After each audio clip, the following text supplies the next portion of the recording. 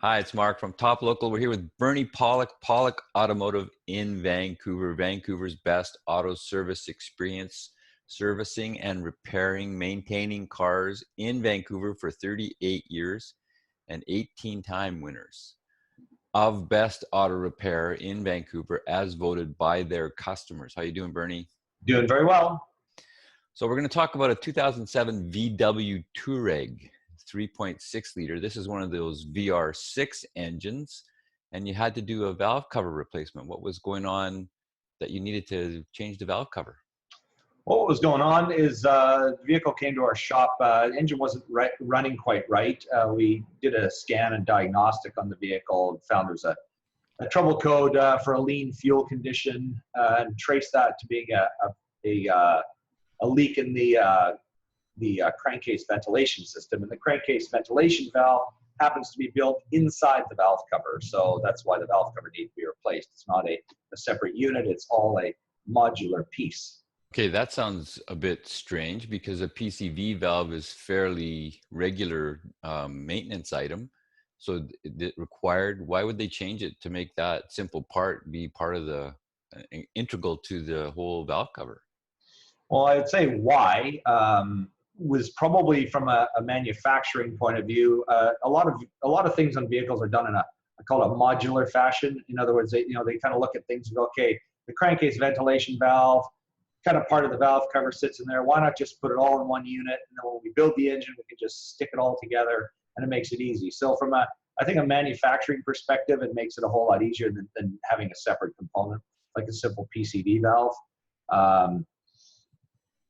Where you could actually unscrew the thing and replace it, which would be like really simple, and which used to be, and it was the kind of part that, a lot of times you go, even you go to a quick lube shop and they go, oh, there's the PCV valve on top of the valve cover. Let's just put one of those in because it costs $5, and we can make an extra couple of bucks while we're doing an oil change, and it actually services that part.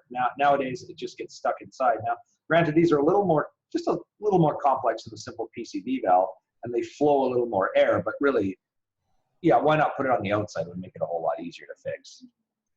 So do you have some pictures? Yeah, I do. Let's have a look at some. Nice 07 Toureg, and we can go into the engine. So there's the engine. Again, as you're saying, Mark, it's a VR6 design engine, which has been around for a while. A unique Volkswagen concept, which works quite well. Very compact for space. And you only have one cylinder head, which is kind of neat, which instead of having a V, which has two. Anyways, the valve cover is located here underneath the intake manifold. And there's a lot to get off to do this job. The manifold is not just a simple replacement. It has a direct fuel injection system and two fuel rails hidden, one under here, one further down. You can see my mouse pointer. Those both need to be removed in the process, and then the intake has to come off, and then of course, all the ignition coils, the spark plugs, just the ignition coils, and then you have your valve cover located right in the middle. So it's a few hours worth of work. It's a lot. There's a lot to be done.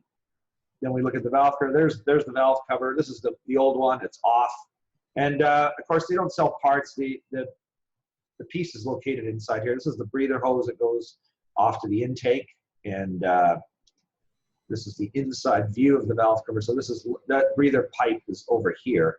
There's a valve in here and an air intake section here. So what will happen is the valve, so it's a rubber diaphragm valve sitting in a very hostile environment with noxious crankcase fumes and oil vapors and just stuff that's really hard on rubber. And eventually the rubber diaphragm deteriorates, it rips a hole, and it'll end up sucking a lot of air through the engine. So that's what causes the lean fuel condition. The engine's actually the system sucking air that it's not supposed to, and it'll also cause a lot of pressure or suction in the crankcase as well.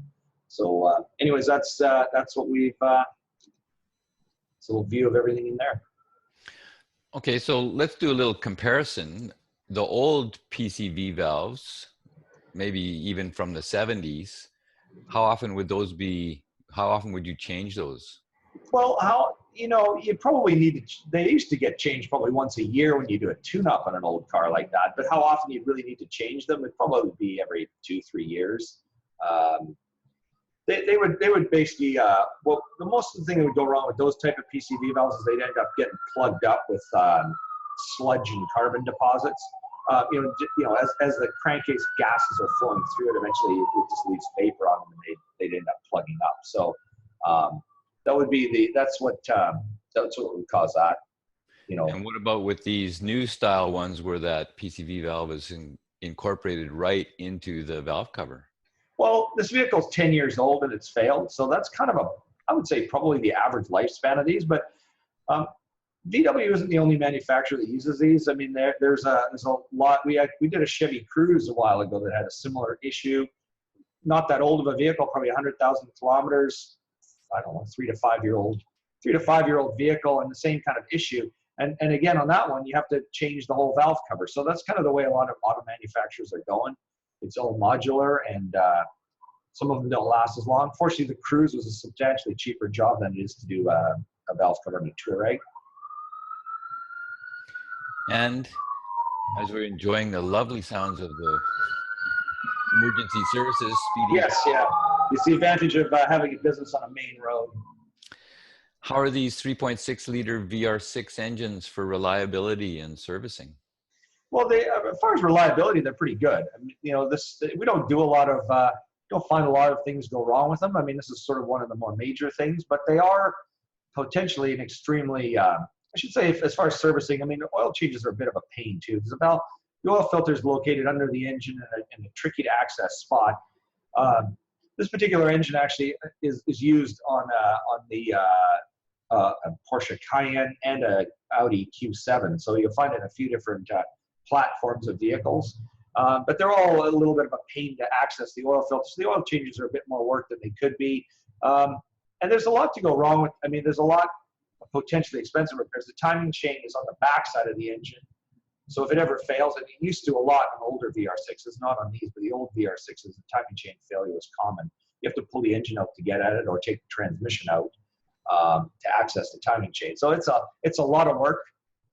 I don't know why they build these things backwards, but I guess the expectation is you're never going to need to service it, which is my thinking. Or if you do, well, too bad. You're going to have to pay for it. But other than that, they are actually quite a reliable engine. So basically, the VR6, just to digress for a second, is a V6 squished together into, still a little bit out of a line, but the cylinders are sort of, I don't know how you describe it without showing a picture of it. They're just sort of squished together, but offset from each other. Yeah, well, I mean, a typical V engine might, be, I'll just use my hands, for example. Like a lot of V engines would have, the cylinder banks would be like, that sort of a 45 degrees. 45 degree, and there's a variety. I mean, there's some that are wider, some that are narrower. But a VR6, what they've done is they've actually, I think it's a 15-degree bank. It's very close, and they kind of offset the cylinders so that one sits, unaligned with the next. Yeah, unaligned. So they just kind of use the open space. It's actually brilliant engineering, and so they've incorporated the V engine into one cylinder head, with one cylinder head, one engine. Well, they all have one engine block, but just one cylinder head to do the whole job. So it's a pretty neat feat of engineering, and really, generally they've been very reliable overall. As I said, the older VR6's timing chain failure was a common thing, but they seem to have eliminated that as an issue.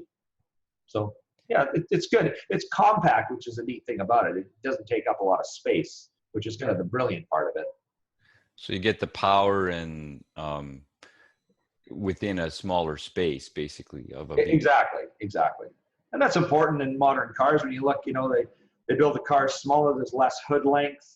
There's a lot of more accessories and things stuffed inside. So it makes sense in a modern car. Whereas, in the olden days, you have hoods that are, like a 4x8 sheet. It's like a 4x8 sheet of plywood under you could fit that under the. I remember I had a friend who had a Plymouth Fury, a 1968 Fury. It had a straight six, one of those famous Dodge Slant 6 engines. You pop the hood, and there was enough room to stick a second engine beside it. That, so much space they had. It's just crazy, but not like that anymore. Yeah. All right. So if you're looking for service for your Toureg, Audi or Porsche in Vancouver that has a VR6 3.6 liter, the guys to see are Pawlik Automotive. You can reach them at 604-327-7112. Check out their website, pawlikautomotive.com, or our YouTube channel, Pawlik Auto Repair, or our new podcast. Thanks, Bernie. Thanks, Mark.